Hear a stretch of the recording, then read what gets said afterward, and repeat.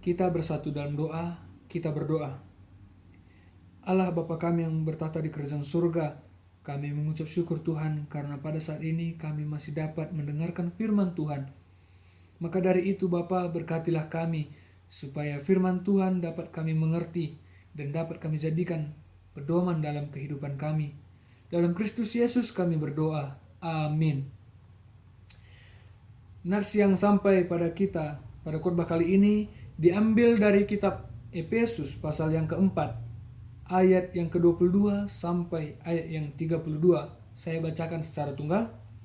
Beginilah bunyinya. Yaitu bahwa kamu berhubung dengan kehidupan kamu yang dahulu harus menanggalkan manusia lama yang menemui kebinasaannya oleh nafsunya yang menyesatkan, supaya kamu dibaharui di dalam roh dan pikiranmu dan mengenakan manusia baru yang telah diciptakan menurut kehendak Allah di dalam kebenaran dan kekudusan yang sesungguhnya. Karena itu buanglah dusta dan berkatalah benar seorang kepada yang lain, karena kita adalah sesama anggota. Apabila kamu menjadi marah, janganlah kamu berbuat dosa. Janganlah matahari terbenam sebelum padam amarahmu, dan janganlah beri kesempatan kepada iblis. Orang yang mencuri, janganlah ia mencuri lagi, tetapi baiklah ia bekerja keras dan melakukan pekerjaan yang baik dengan tangannya sendiri, supaya ia dapat membagikan sesuatu kepada orang yang berkekurangan. Janganlah ada perkataan kotor keluar dari mulutmu, tetapi pakailah perkataan yang baik untuk membangun di mana perlu, supaya mereka yang mendengarnya beroleh kasih karunia. Dan janganlah kamu mendukakan Roh Kudus Allah yang telah memateraikan kamu menjelang hari penyelamatan. Segala kepahitan, kegeraman, kemarahan, pertikaian dan fitnah hendaklah dibuang dari antara kamu. Demikianlah pula segala kejahatan. Tetapi hendaklah kamu ramah seorang terhadap yang lain, penuh kasih mesra dan saling mengampuni, sebagaimana Allah di dalam Kristus telah mengampuni kamu. Shalom bagi kita semua.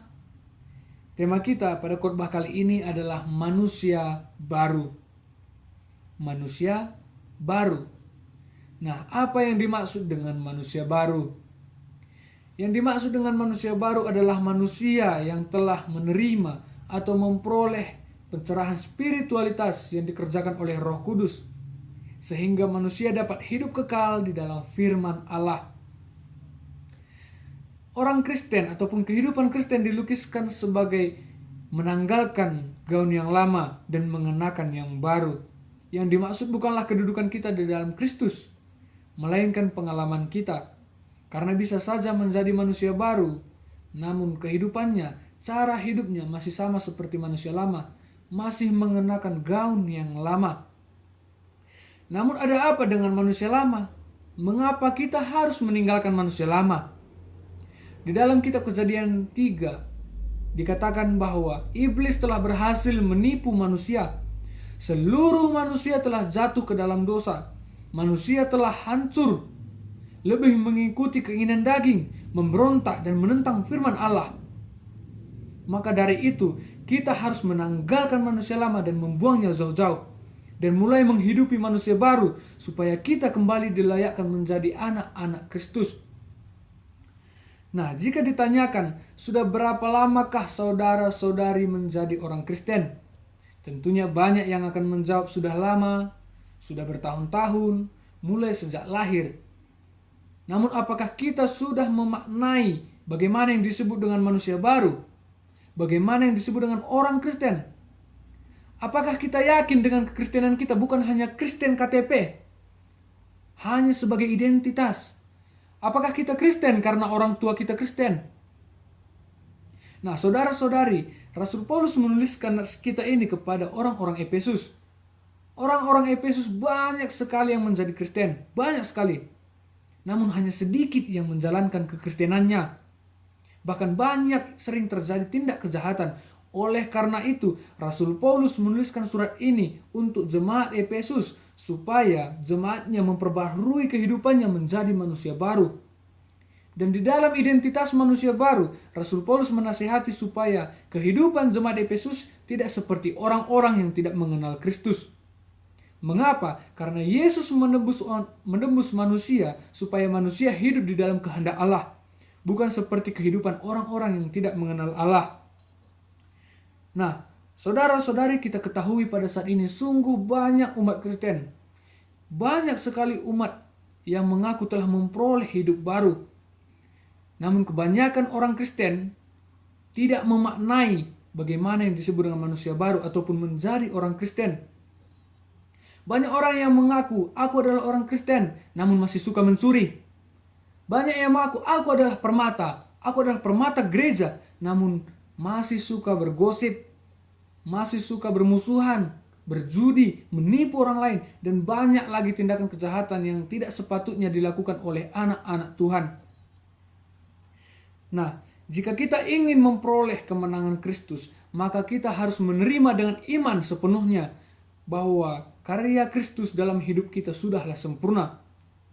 Roma 6 ayat 6 mengatakan, karena kita tahu bahwa manusia lama kita telah turut disalibkan, supaya tubuh dosa kita hilang kuasanya, agar jangan kita menghambakan diri lagi kepada dosa. Tidak ada cara lain selain menerima dengan iman karya Kristus di atas kayu salib. Kita sebagai manusia baru harus mematikan dan membuang jauh-jauh manusia lama kita. Kita harus merasa benci dan muak akan semua dosa-dosa. Pada pencobaan iblis yang ketiga, Yesus dengan tegas menghardik iblis dan berkata, "Enyahlah iblis." Wow, Matius 4 ayat 10.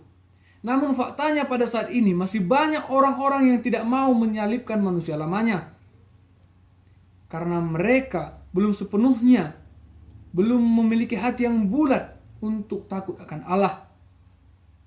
Mereka masih berkompromi dengan dosa, masih berkompromi dengan keinginan daging yang merupakan kesenangan. Ingat, jika kita masih ada 1%, jika kita memberikan 1% saja celah kepada iblis, maka iblis akan berkuasa atas kita. Seperti yang dikatakan Efesus 4 ayat 27, dan jangan memberi kesempatan kepada iblis. 1% adalah celah dan kesempatan bagi iblis. Maka dari itu, kita harus total dan full sebagai anak-anak Tuhan. Kita harus tetap melawan kuasa-kuasa dosa. Seperti yang dikatakan oleh Kolose 3 ayat 10 mengatakan, kita harus terus-menerus mengenakan manusia baru yang terus-menerus diperbaharui. Maka dari itu, marilah saudara-saudara, teman-teman permata khususnya, marilah kita menanggalkan manusia lama dan mulai mengenakan manusia baru. Dan kiranya hati, pikiran, perkataan dan perbuatan kita dikuasai oleh iman kepercayaan kita kepada Yesus Kristus. Amin.